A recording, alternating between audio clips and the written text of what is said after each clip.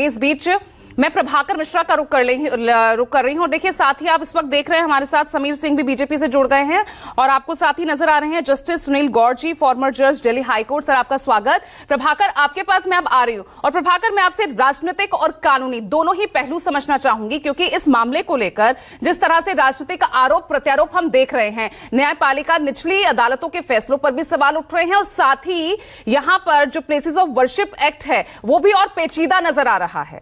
तो मैं दोनों ही स्थिति आपसे समझना चाहूंगी कि आखिर ये घमासान और इसका समाधान निकलेगा कैसे। देखिए, जब सुप्रीम कोर्ट ने अयोध्या मामले में फैसला सुनाया तो ऐसा लगा था, कम से कम हमारे जैसे लोगों को लगा था कि सुप्रीम कोर्ट ने देश में मंदिर मस्जिद विवाद पर विराम लगा दिया है। क्योंकि जब सुप्रीम कोर्ट ने अयोध्या मामले का फैसला लिखा तो उसमें एक चैप्टर यह भी था कि प्लेसेज ऑफ वर्शिप एक्ट का महत्व क्या है और उसका रिस्पेक्ट किया जाना चाहिए, ताकि भविष्य में इस तरह की चीजें, इस तरह का विवाद नहीं आए। और इसको ऐसे भी समझने की जरूरत है, जो प्लेसेज ऑफ वर्शिप एक्ट जब आ रहा था उस समय देश के सामने तमाम इस तरह की चुनौतियां थीं। तो प्लेसेज ऑफ वर्शिप एक्ट में चूंकि अयोध्या का मामला बहुत आगे बढ़ गया था, इसलिए प्लेसेज ऑफ वर्शिप एक्ट से अयोध्या को बाहर कर दिया गया और उसमें लिख दिया गया कि अयोध्या विवाद को छोड़कर अगर 15 अगस्त 1947 को जिस धार्मिक स्ट्रक्चर का जो चरित्र होगा उसमें कोई बदलाव नहीं किया जाएगा, ऐसा साफ साफ लिख दिया गया उस प्लेसेज ऑफ वर्शिप एक्ट 1991 में। कांग्रेस के समय ये एक्ट आया था। तो ऐसी उम्मीद थी जिन्होंने एक्ट बनाया उन्हें भी कि अब अयोध्या का जो भी हो, बाकी मामलों में इस तरह की बात नहीं आएगी। सुप्रीम कोर्ट ने जब फैसला लिखा तो सुप्रीम कोर्ट ने जब ये बातें कही कि भविष्य में इस तरह का विवाद नहीं आना चाहिए और प्लेसेज ऑफ वर्शिप एक्ट का सम्मान किया जाना चाहिए, क्योंकि ये जरूरी है देश में सामाजिक सौहार्द बनाए रखने के लिए।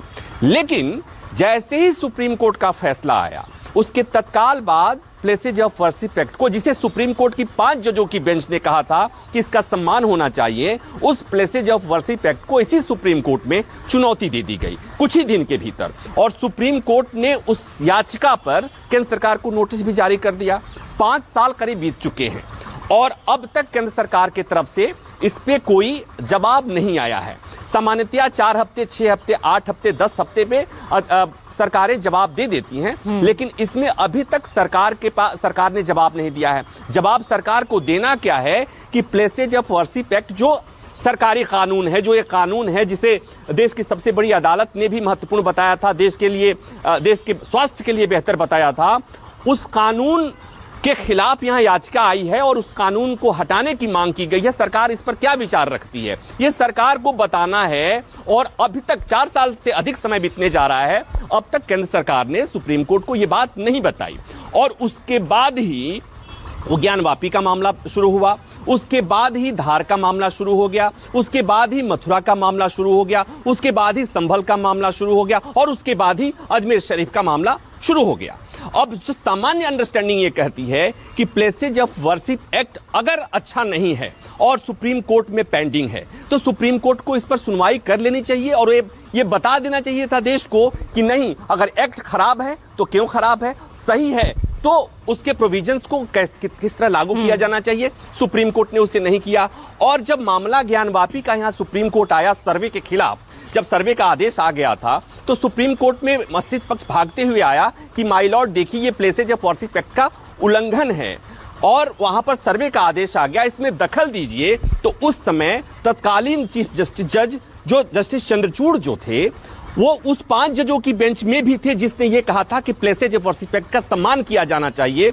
उसी जस्टिस चंद्रचूड़ ने, जो अभी हाल में रिटायर हुए हैं, उन्होंने कहा कि प्लेसेज ऑफ वर्शिप एक्ट कहां लागू होगा और कहां लागू नहीं होगा, या 15 अगस्त 1947 का किसी धार्मिक स्ट्रक्चर का धार्मिक चरित्र क्या होगा ये कैसे पता चलेगा, उसको पता करने के लिए तो सर्वे किया जाना चाहिए और सर्वे किए जाने में कोई दिक्कत नहीं है। और ये जो टिप्पणी थी सीजेआई की, तत्कालीन सीजेआई की, ये टिप्पणी प्रत्येक अदालतों तक, सुप्रीम कोर्ट की बाकी बातें कितनी जाती हैं नहीं पता, लेकिन उस समय सुप्रीम कोर्ट की ये टिप्पणी, जस्टिस चंद्रचूड़ की ये टिप्पणी को हाईकोर्ट और निचली अदालत के जजों ने शब्दशः मान लिया और उसके बाद से आपने देखा कि तमाम अदालतों ने धड़ल्ले से सर्वे का आदेश देना शुरू किया। और यही नहीं, मथुरा का मामला जब गया तो हाईकोर्ट ने तो बाकायदा अपने आदेश में इस बात को लिखवा दिया कि प्लेसेज ऑफ वर्शिप एक्ट कहां लागू होगा, कहां नहीं लागू होगा, इसके लिए सर्वे कराए जाने में कोई दिक्कत नहीं है। तो और उसी के बाद ये तमाम चीजें शुरू हो रही हैं। तो अब संभल का नाम बहुत कम लोगों ने सुना होगा कि संभल को लेकर भी विवाद है। हालांकि सुप्रीम कोर्ट में जब अयोध्या मामले की सुनवाई चल रही थी तो वहां बार बार ये बातें कही जा रही थी मुस्लिम पक्ष की तरफ से कि कई हजार मंदिरों पे, मस्जिदों पे हिंदू पक्ष का दावा है, केवल अयोध्या का मामला नहीं है। तो जो सुप्रीम कोर्ट में सुनवाई के दौरान जो बातें उठी, सुप्रीम कोर्ट ने अपने फैसले में जो उन बातों को की तरफ ध्यान दिलाने की कोशिश की, वो सारी चीजें हो रही हैं। और फिर आपको एक बात और याद दिला दूं, अयोध्या मामले के दौरान जो ये नारा चल रहा था कि अयोध्या तो झांकी है, काशी मथुरा बाकी है, तो अब ये काशी मथुरा से बात बहुत आगे बढ़ गई है। इसलिए कि काशी का मामला चल रहा है, मथुरा का मामला चल रहा है, भोजशाला विवाद का मामला चला आ गया, दिल्ली का कुतुब मीनार का मामला चला आया, संभल के मामले की शुरुआत हो गई, उधर अब फिर एक बार मैं दोहराऊंगा, अजमेर शरीफ के मामले की शुरुआत हो गई। एक बात और इसमें समझने की जरूरत है कि हिंदू पक्ष के लोगों की एक दलील है कि प्लेसेज ऑफ वर्शिप एक्ट वहां नहीं लागू होता, उन इमारतों पर लागू नहीं होता, उन धार्मिक स्थलों पर लागू नहीं होता जो ASI प्रोटेक्टेड हैं।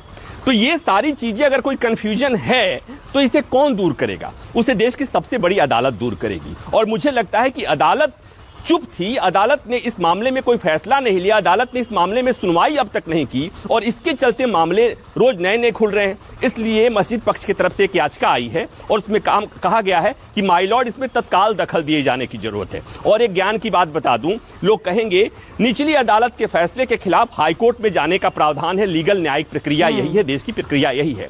लेकिन निचली अदालत के फैसले के खिलाफ सीधे सुप्रीम कोर्ट भी आया जा सकता है और सुप्रीम कोर्ट से भी सुनवाई की गुजारिश की जा सकती है। और अगर सुप्रीम कोर्ट को लगता है कि ये मामला अर्जेंट है तो सुप्रीम कोर्ट सुनवाई कर सकता है। ये संविधान के अनुच्छेद 136 में यह प्रावधान किया गया है। तो ऐसे में आज जब ये संभल मामले की सुनवाई सुप्रीम कोर्ट में मुख्य न्यायाधीश जस्टिस संजीव खन्ना की बेंच के सामने जब सुनवाई शुरू होगी तो उस समय हिंदू पक्ष की तरफ से इस बात की आशंका, इस बात की संभावना है कि वो कहेंगे कि निचली अदालत का फैसला था सर्वे का और उस सर्वे के फैसले को हाईकोर्ट में चुनौती दिया जाना चाहिए, सुप्रीम कोर्ट में नहीं दिया जाना चाहिए। और उस समय मुस्लिम पक्ष ये दलील देगा कि माय लॉर्ड 136 अनुच्छेद 136 में आपको अधिकार है और आप इस मामले को सीधे सीधे सुप्रीम कोर्ट में उस फैसले के खिलाफ अपील को सुन सकते हैं।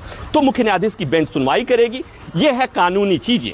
अब बात आती है वही राजनीतिक चीजें। तो कानून, जब मेरा मानना है कि अयोध्या मामले में अगर कानून ने समाधान निकाला था तो बाकी विवाद पर कानून ही उस पर विराम लगा सकता है, क्योंकि सियासत इस पर कभी विराम नहीं लगाएगी। सियासत के लिए सबसे महत्वपूर्ण विषय है, सबसे महत्वपूर्ण सब्जेक्ट है, स्कोरिंग सब्जेक्ट है हिंदू मुस्लिम मंदिर मस्जिद विवाद, जिस पर कोई सियासत विराम लगाने को तैयार नहीं है, नहीं लगाएगी। तो उम्मीद हम केवल देश की अदालतों से कर सकते हैं, सुप्रीम कोर्ट से कर सकते हैं, हाई कोर्ट से कर सकते हैं, और कम से कम मुझे सियासत से उम्मीद नहीं है कि मंदिर मस्जिद विवाद पर कोई विराम लगा ले। तो सारी उम्मीदें अब देश की सबसे बड़ी अदालत पर टिकी हुई है। आज देखना होगा कि सुप्रीम कोर्ट 11:30 बजे के आसपास जब मुख्य न्यायाधीश जस्टिस संजीव खन्ना के सामने जब सुनवाई के लिए मामला आएगा तो अदालत का रुख क्या होगा।